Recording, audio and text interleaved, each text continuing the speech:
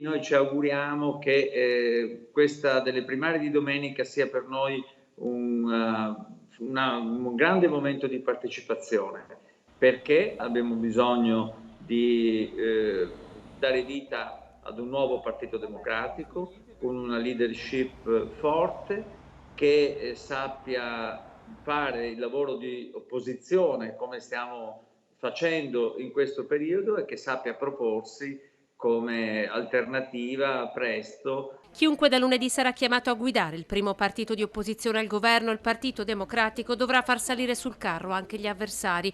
Nella sfida, che i sondaggi danno peraltro già vinta, tra Stefano Bonaccini ed Elly Schlein, il segretario del PD Veneto Andrea Martella si augura emerga un nuovo gruppo dirigente, un partito soprattutto rigenerato. La richiesta più forte che viene dalla nostra base è quella che finito il congresso bisogna essere uniti e che finito il congresso bisogna continuare a lavorare. C'è una voglia di un partito democratico robusto, forte, presente sul territorio e al contempo c'è una voglia di rinnovamento, una necessità di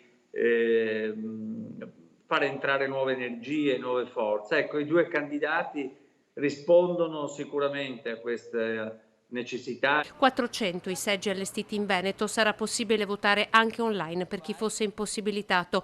Urne aperte dalle 8 alle 20, potrà votare anche chi non è iscritto al partito. Io sono certo che più alto sarà la partecipazione e più forte sarà il Partito Democratico.